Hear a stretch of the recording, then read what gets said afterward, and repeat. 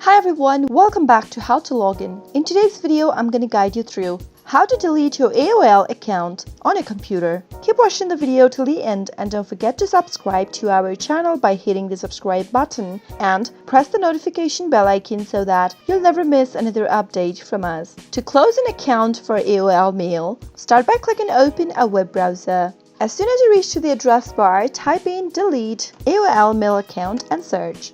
From the search results, click on this close your account -AOL help option, and this will literally tell you how you can easily delete your account. Scroll a bit down and under close your account, click on the sign into account termination page link and click it on. Now, go through the information once. It says that if you terminate this AOL username, you will no longer be able to use it to log into Verizon Media properties, and you'll also lose access to your AOL mailbox and any messages that is supposed to be on your mailbox. Click on continue deleting my account at the bottom, and now type in your email address that is associated with the account to make sure that the email belongs to you.